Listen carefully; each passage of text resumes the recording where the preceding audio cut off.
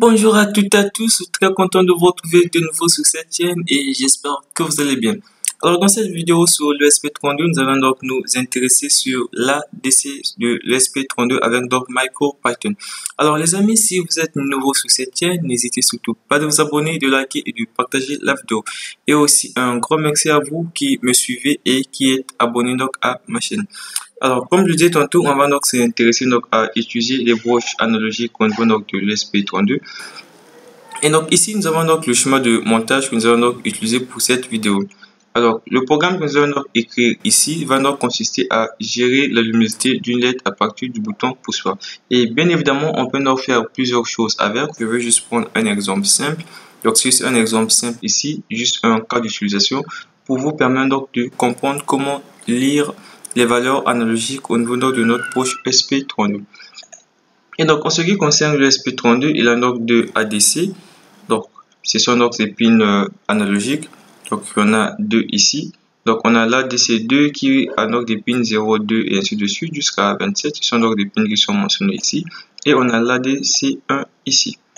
Donc, l'ADC1 ici, c'est donc un convertisseur qui va donc nous permettre de passer des valeurs analogiques aux valeurs numériques ou digitales si vous voulez.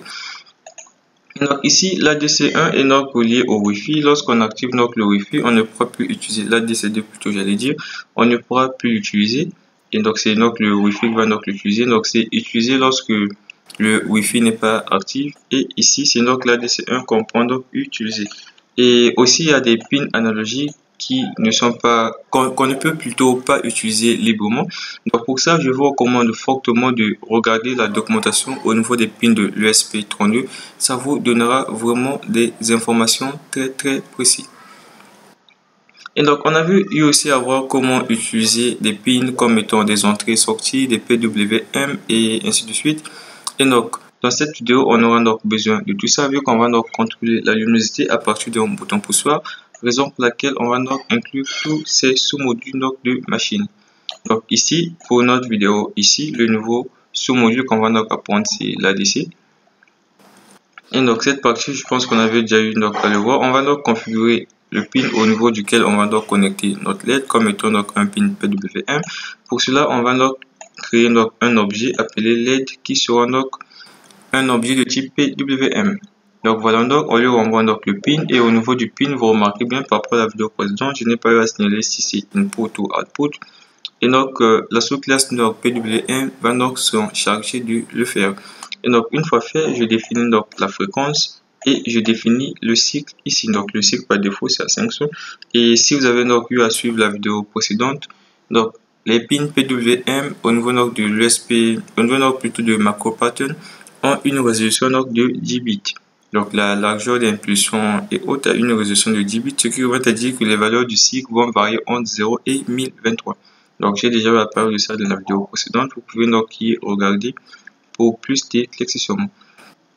Et donc pour cette vidéo, en ce qui concerne donc des valeurs analogiques, c'est donc cette partie qui nous concerne le plus. Et donc au niveau donc de cette partie, donc c'est exactement la même chose. On va donc créer un objet que j'ai appelé port de type ADC et qu'on va aussi envoyer le pin. Donc le pin utilisé ici, c'est le pin 34 que j'ai donc utilisé. Et au niveau donc de l'ESP32 avec MicroPython, on doit donc spécifier donc la plage de tension. Donc la plage de tension, je n'en ai pas exactement en tête, c'est entre l'une de ces deux plages, donc soit c'est le 1,2 V ou le 1,5 V, en tout cas une des deux plages qui est la plage par défaut.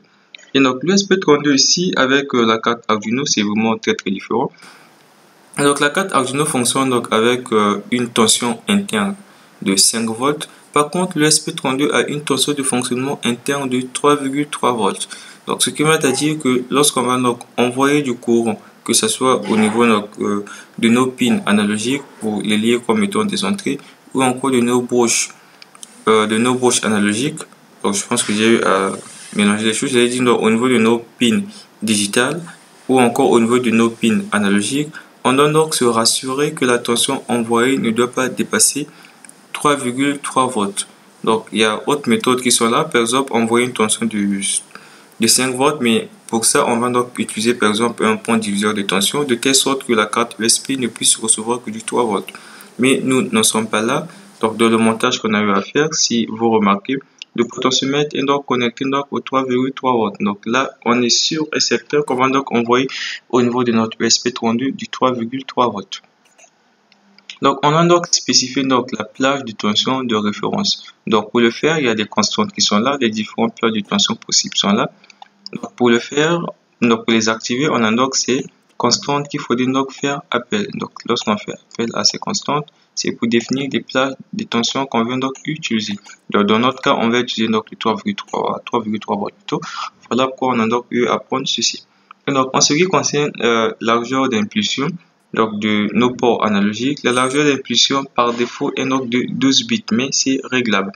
On peut donc choisir parmi donc ces largeurs d'impulsion. On a donc une largeur d'impulsion de 9 volts, j'ai plus dit de 10 bits,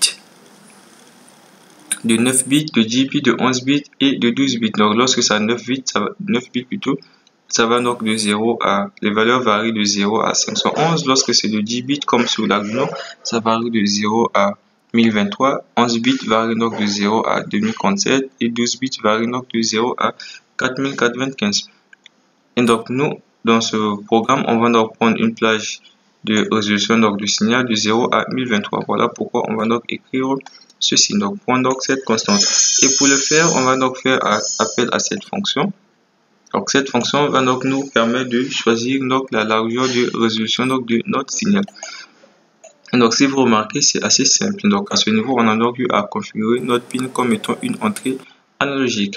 Et donc pour lire donc la valeur de notre pin analogique, on a la fonction read qui est ici. Ça ne prend aucun paramètre en compte. Et donc lorsqu'on fait appel à la fonction read, ça va donc nous envoyer la valeur correspondant à la lecture effectuée par notre convertisseur au niveau du pin utilisé bien sûr. Et donc ici, on va donc afficher la valeur. Et à ce niveau, on va donc mettre à jour donc le cycle de notre pin PWM en lui envoyant directement la valeur lue au niveau donc de notre pin analogique. Donc, étant donné que je l'ai dit au début, donc au niveau des pins PWM, le cycle et donc la résolution donc du signal est de 10 bits. Et dans notre cas aussi, on a eu donc à utiliser le pin analogique à 10 bits. Donc, je peux donc l'envoyer directement la lecture, vu que ça varie entre 0 et 1023 dans les deux cas. Donc, je n'ai pas besoin de faire des conversions ici pour pouvoir donc l'adapter au cycle de notre pin PWM.